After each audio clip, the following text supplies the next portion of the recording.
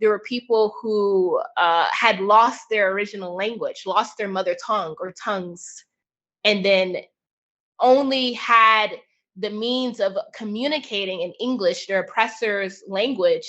And in that space of them losing their mother tongue, which a lot of people relate language to culture, they lose the ties of their community, of their home, of their culture, right? So then you only have what's left is what's in front of you, what your everyday experience is, which again is a prison system, right? Because you're a prisoner of war, essentially.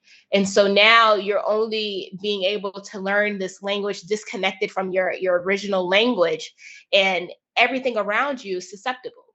So now that you're being oppressed by a system, or you're being in a system that's controlled by your oppressors, the only option that you seem to have is to work within that system. And so it becomes much easier to push your objective or agenda onto these groups of people that have been disconnected from their culture and are just, going back to what you said earlier, trying to survive.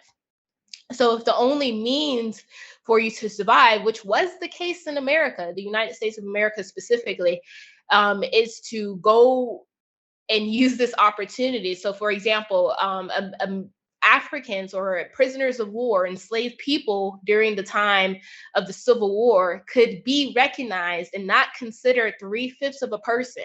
But even then, I believe that they were still could be considered 3/5 of a person and was treated as such if they fought in the Civil War, right?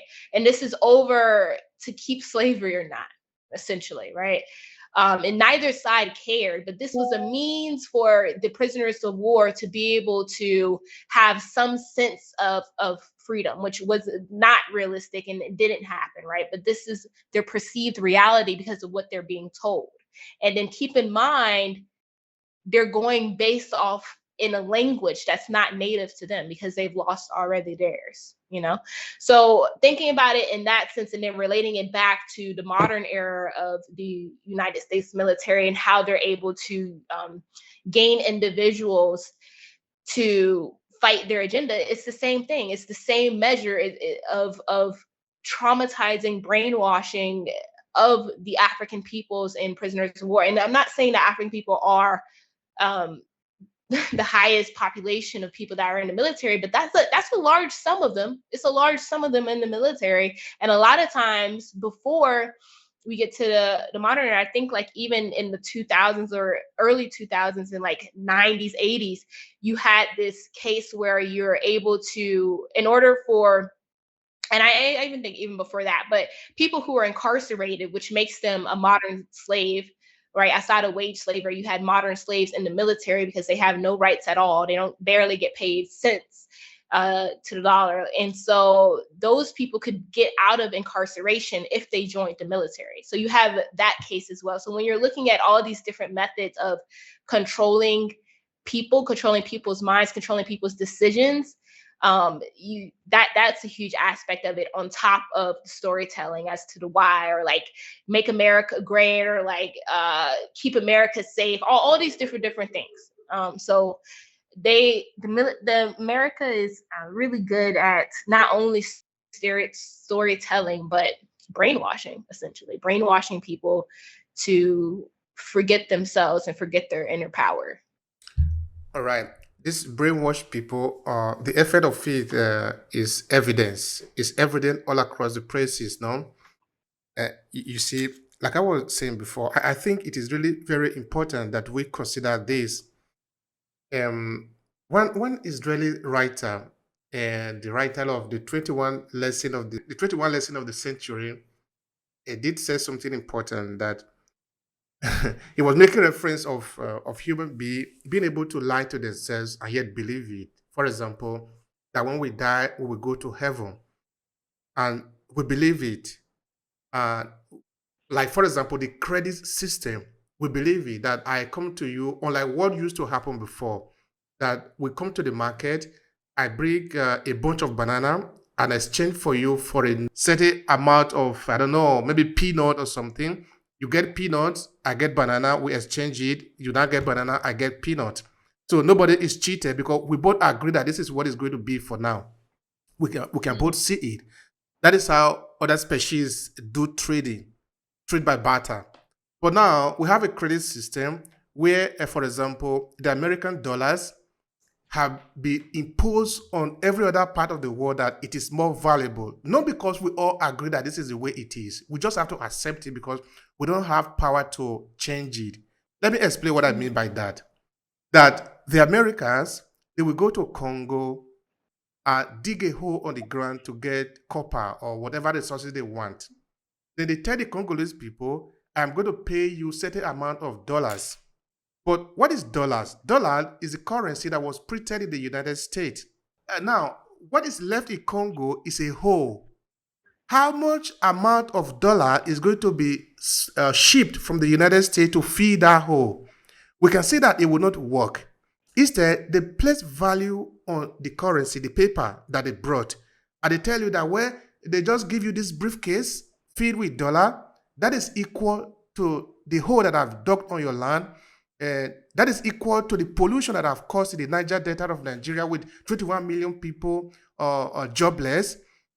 That is equal to the abuse, the war, everything. Giving you this one, many have paid you.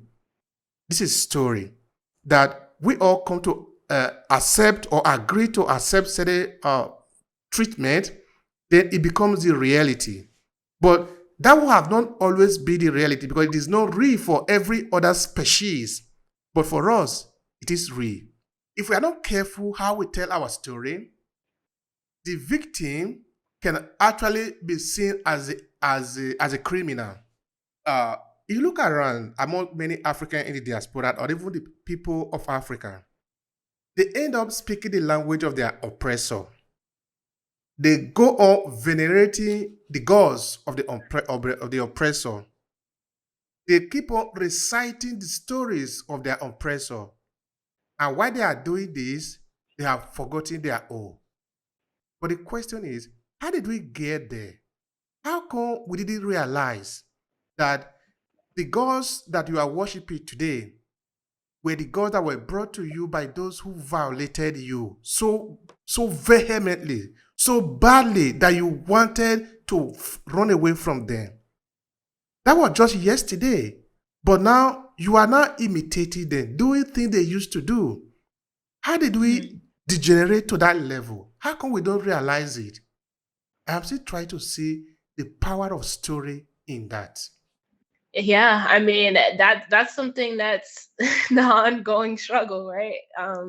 Is being able to see that. But there something that is lacking in the diaspora is the proper educational setting for that. I was in a lecture with Malifi Ashanti, who is someone that created the concept of Afrocentricity, but also the African department at Temple University in Pennsylvania. And this was through a medium from Michigan University called the Eye of Africa. And so what they try to do is bring a lot of scholars who are African or also who are studying in Africa to create a community around people who are interested about what people have to say in an intellectual sense and what's going on.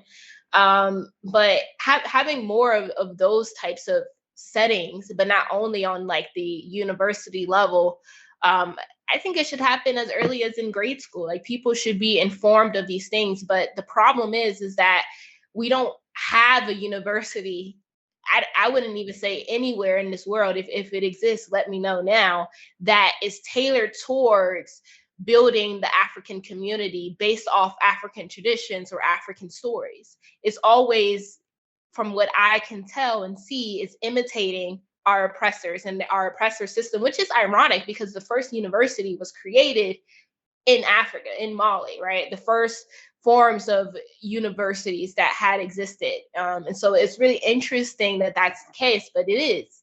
And that's a huge problem for us, because when you have these educational institutions that's imitating or mimicking our oppressors, we'll never be able to build our communities the way that we want to, because we're imitating the wrong person. So then we're starting to build people in our community that wants to basically be the champion of capitalism when capitalism was rooted and based off and founded on African bodies and labor and exploitation, right? So those are the challenging things that we need to address, but the only means of doing that is through education and a radical sense of it, in our own education, in our own means of having institutions set up in place that will be able to reward people that go through those institutions, creating jobs off of that, creating our entire own ecosystem that's not dependent upon at all our oppressors and their systems or way of life at all.